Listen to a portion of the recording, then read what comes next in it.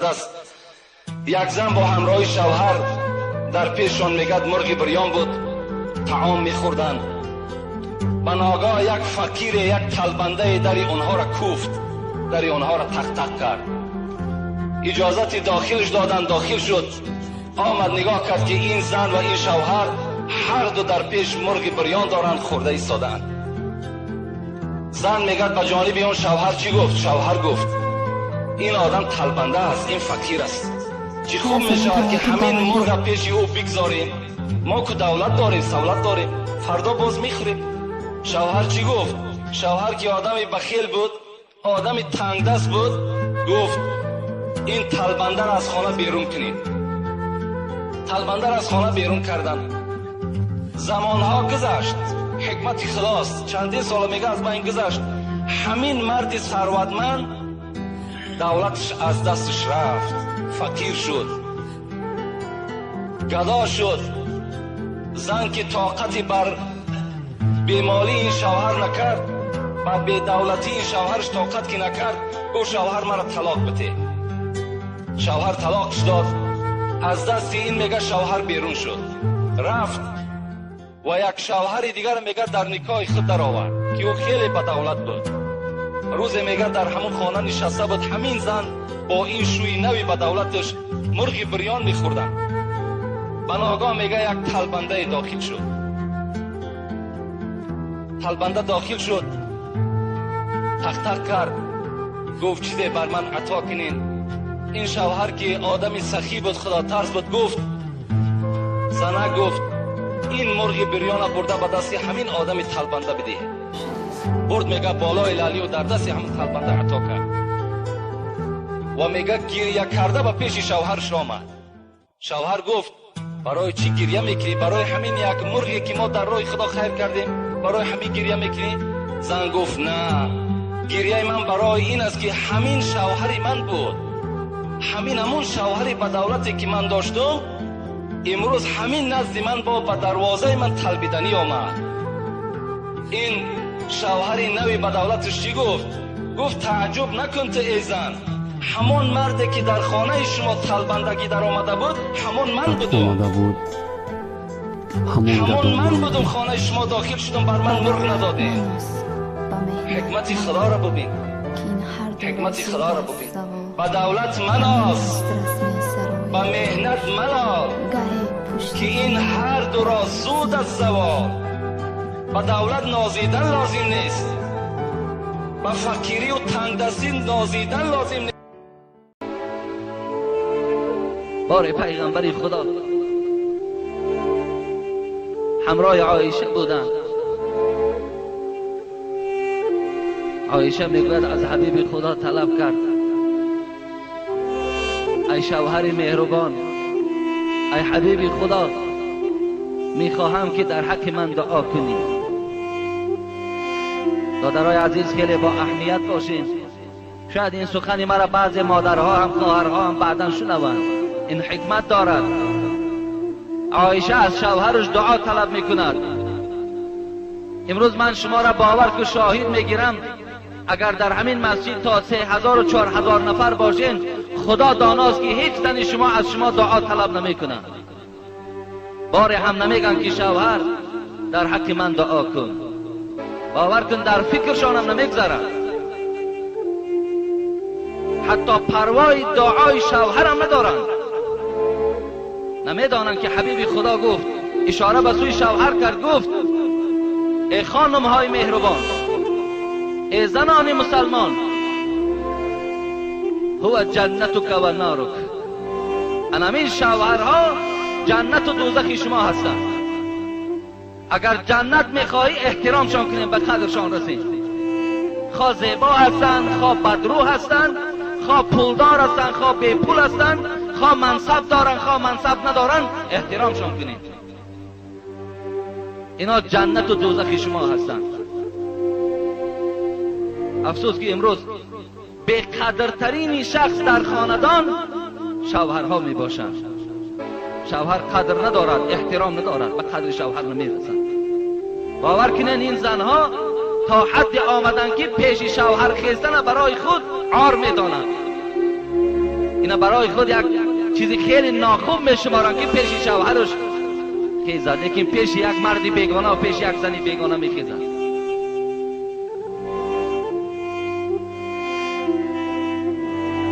شوهرها را احترام کنید.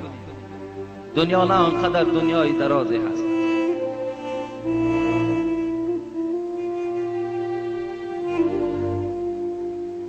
اگر هر یک زنی که نماز میخواند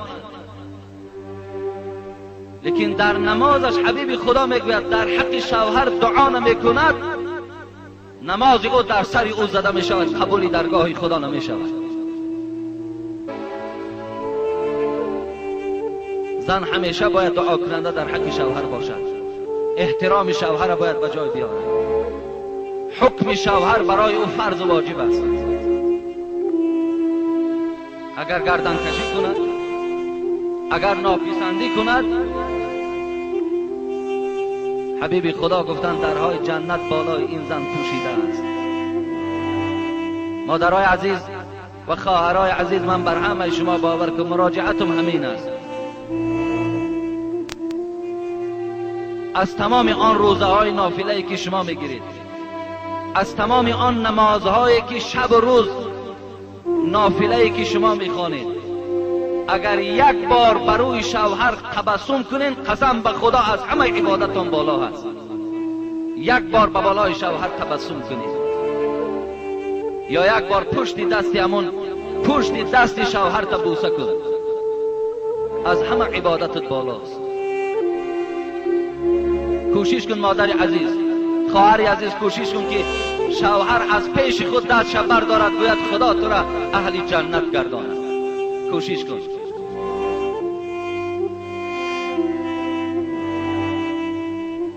اعظم الناس حقا علی المرأة زوجها. زیرا خواهر عزیز، بزرگترین حق بالای تو نه پدر دارد، نه برادر دارد، نه عمک و تقت دارد، شوهر دارد.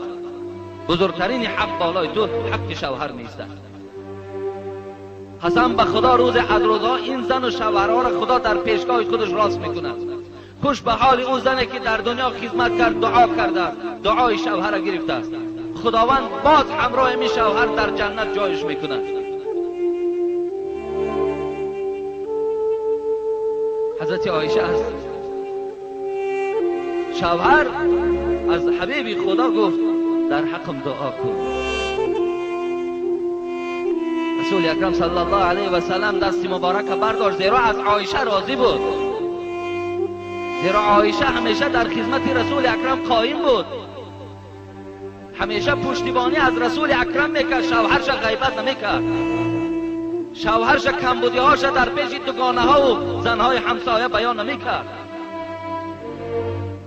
بار یک جمله یهودی ها، چند نفر دشمنای اسلام خانه پیغمبری خدا آمدند، خانه رسول اکرم در آمدن تا این اندازه دشمن بودن که در جایی که السلام علیکم گویند چی میگفتند؟ السلام علیکم، السلام علیکم، مرگ به تو باده محمد. وقتی این عایشه این السلام علیکم از زبان یهودی ها شنید، این زنی با غیرت، این زنی پشتیبانی از شوهر طاقت نکرد، از جاش خیز گفت لعنت و مرگ خدا بر شما باد. حبیب خدا چیزی نگفته بود که عایشه پشتیبانی از شوهرش کرد، گفت خدا شما را لعنت کند، خدا مرگ به شما باد. گفت رسول اکرم گفت عایشه گو نرم باش، من که با اونها جواب گفتم و علیکم گفتم، مرگ و لعنتم بر شما باد. پشتیبانی را ببینید. امروز در ما مکتوب می آید که شوهر غیبت میکند، شوهر کمبودی‌هاش در پیش زنهای بیگانه بیان میکند.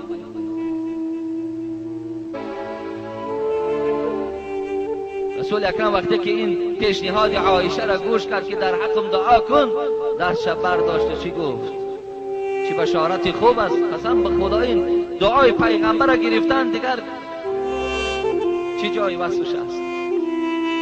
اللهم اغفر لعایشه، دعای پیغمبر، اللهم اغفر لعایشه ما تقدم من ذنبها و ما تأخر و ما اسرت و ما اعلنت. خدایا گفت پروردگارا عایشه را گناهاش مغفرت کن، خدایا آن گناهی را که نافهمیده کرد و آن گناهی را که قصدن کرد، خدایا از تو خواهش دارم عایشه را مغفرت کن. خدایا آن گناهی را که آشکارا کرد پنهان کرد، خدایا مغفرتش کن. عایشه وقتی دعای پیغمبر را شنید، شاید همون لحظه برای عایشه لحظه های شیرین ترینی از حیاتش بود. آنچنان میگوید خندید، آنچنان یک خنده زیبای عایشه را فرا گرفت، میگوید که تاب خورد آمد در بغل رسول اکرم زد. رسول الله گفت آیا دعای من ترا خوشنود کرد و از این دیگر چی برای من دازی؟ ولی گفت بسیار از دعای تو خوشنود شدم. رسول اکرم گفت ای عایشه، گفت انا همین دعایی که من برای تو کردم، قسم بر آن خدایی که مرا با پیغمبری مبعوث کرد، در هر نمازم در حق امتم انا همین دعاست، در حق امتم این دعا را همیشه میکنم. خدایا گناه های امت ما ببخش. این امت های بی پروا باشند، ناترسانه گناه کرده ایستادند. حبیب خدا مغفرت گناه ما را طلب کن.